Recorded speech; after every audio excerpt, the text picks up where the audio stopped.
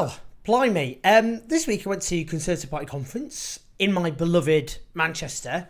Had some lovely chats. Do check out the Conservative Party conference video we did. I think this year's the best one we did, thanks to the excellent material that was on offer. Now, I do want to talk about my interview with Eric Pickles, who's the former chairman of the Conservative Party, who served under David Cameron as Secretary of State for Communities and Local Government. He was constantly on the airwaves in that period defending government policy. Let's just listen to the encounter that I had with him in Manchester and have a little chat about it. How are you doing? How's it going? This is a tradition. We've interviewed you for this before. Little vox pop. You're now a Lord. I am. How long have you been a Lord for now? Since 2018. Obviously, we served under David Cameron. The Tories have gone through quite a few iterations since then. What does being a Conservative stand for in 2023? What's the philosophy? 2023 is always got to be about serving the country, not becoming terribly dogmatic, allowing yourself to be taken over by extremists. Would you, like Suella Braverman, you mean? How does a gay refugee prove they're gay? That's what Suella Braverman talks about. I mean, I have a view about this, and I think that neither the Conservative Party nor the Labour Party have got the answer to this at all. I think we've become obsessed by the pull factor, and I think we need to give a little bit of thought to the push factor. Why are these people risking their lives? Why are they wanting to travel? Because we got rid of safe and legal routes for the vast majority of the world. And what we need to be able to do is to ensure that the people don't need to do that travel, that they have a better life. So you want safe and legal routes to be expanded? Well, we need to ensure, what Suella Braverman is offering is a safe and legal route in Rwanda so that they can be processed off country. That means they're deported permanently to Rwanda? No, they're not. No, it doesn't mean that. No, it doesn't mean that. That's what the Rwanda scheme means. It doesn't mean they go there then come back. No, the Rwanda scheme means that they are processed off country. Yeah, and they stay in Rwanda. I'm certain about that. Yeah, and they stay in Rwanda. They're not allowed to come back to Britain after that. The process of them being processes, there is a possibility of them coming back. There isn't. That's not how it works. The Rwanda scheme means they permanently stay in Rwanda. You must know that. I don't know that. No, I don't think it's right. That's the policy of the Conservative Party. The policy of the Conservative Party is to be able to look at applications off country. Do you honestly think? Do you think the policy is they go to Rwanda, then they're processed, then they can come back to Britain? Do you not know that? I'm genuinely curious. Well, I don't know why you're so aggressive. I'm not aggressive. I'm just confused. You don't know the policy. The idea is to be able to process these off country and to be able to ensure that there isn't a pull factor across the. But they're permanently deported to Rwanda. Well, no one's gone yet. No, I know. The scheme's not working, clearly, and it's been ruled to be illegal. So, but in any case, it isn't about them going to Rwanda and being processed and coming back to Britain. That's not their application will be processed in Rwanda. And they're then left in Rwanda. All right, cheers, Eric. Thank you. All the very best. You too. Take care. The government also accepts that whoever is on the plane isn't coming back, as Mark Easton explains. The Rwandans will do the process. They will decide whether that person is a genuine refugee. If they are, they will be then entitled to remain in Rwanda. If they aren't, they may seek other immigration routes to stay in Rwanda, but they may be deported. Hey, how you doing? Would you like to vox pop? Oh, wait. I've just checked the scheme. I was right. No, you're not. No, I am right. They don't get to come back. If their application is approved, they do. No, they don't. Yes, they do. They don't, Eric. They do. They don't. I've just checked the scheme. Right, okay. We will check. That's not true. That's not true. The scheme does not allow people to come back. They're having a new life in Rwanda. That's the point. If they don't pass the application. No, if their application, then they stay in Rwanda. Yes. Check the scheme. Eric, I've checked the scheme over and over again. Ian Dale found this out on national radio when he was being interviewed about it, and he exclaimed his surprise and shock because he thought it meant people got to come back to Britain. They were just being processed offshore. I've just looked at the scheme. Honestly, I know what the scheme is. And look, Ian Dale, you should watch the segment when Ian Dale realises for the first time what it is on LBC, and when he finds out for the first time, he's shocked. Okay. I mean, I have to say, I'm really, really shocked by this. I mean, I thought it was a mad policy to begin with, but this makes it even madder.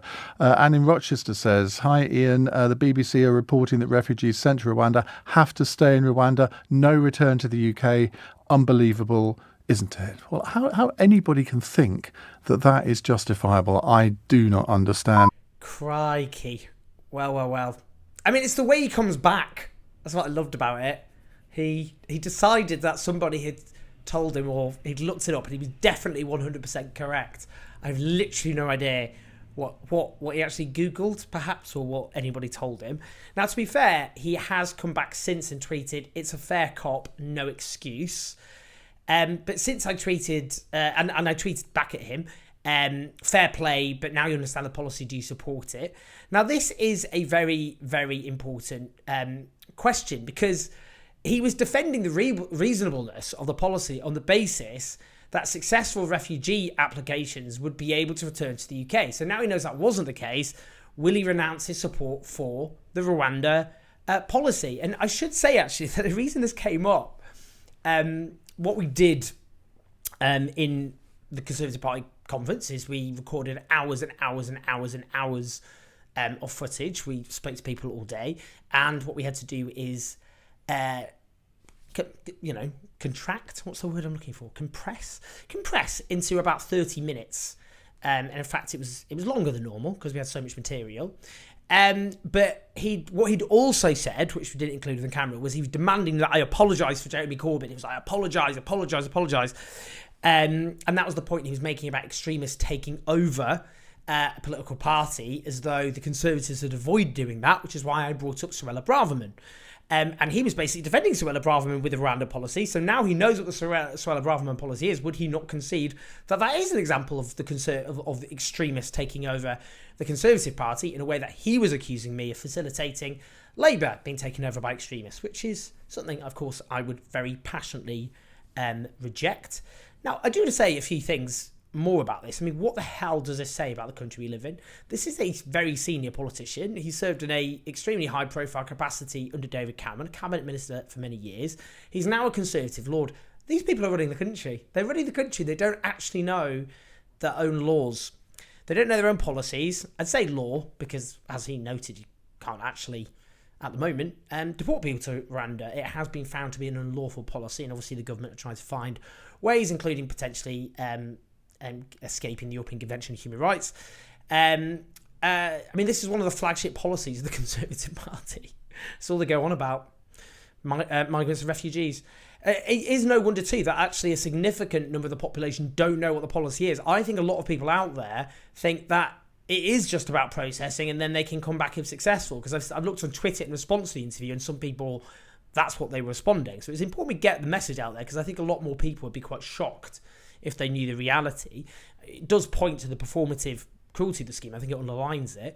There's one thing that we should give Eric Pickles credit for, though, when he's talking about the push factors. And that's refreshing, because we should be having a discussion about that. And if Conservative helps us to facilitate that discussion, that debate, then good.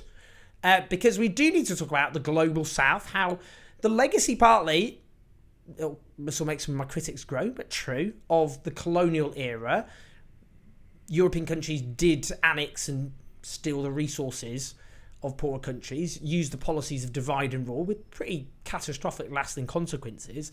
And that poverty is a colonial legacy, not least because the global economic system is rigged in favour of richer economies. We need to talk about that. We need to talk, as he mentioned, actually, the climate emergency and how that will have a huge impact in driving people from their homes. It already has. And there were conflicts, the consequences of climate upheaval have already been linked to as well. We do need to talk about the dictatorships that we're complicit in, whether it be the likes of Saudi Arabia, which is carpet bombing Yemen with British and American bombs. I think that's important. The wars we've been involved with, like Iraq, like Afghanistan, the biggest group of refugees crossing the channel at the moment are Afghans. So we should be talking about that, because, you know, there's a lack of context in this discussion, that we do have a responsibility to take in those who flee their homes, partly because our own rulers are complicit in some of the push factors that he was talking about. Not all of them. I'm not going to say, it's just the West does everything, the West is to blame for everything. I don't believe that. But we have had a catastrophic impact that has to be taken into account. So despite Eric Pickles not knowing what the policy is, and I think this underlines how we need to get more people to understand it, if this Tory Lord, former Tory minister, doesn't get it. But also, and let's have a debate about those push factors, because that has been erased from the discussion, and that's the discussion we need to have. Anyway, hope you enjoyed the full documentary. Please like and subscribe. Do support us on patreon.com/Jerseyful. I'll see you in a bit.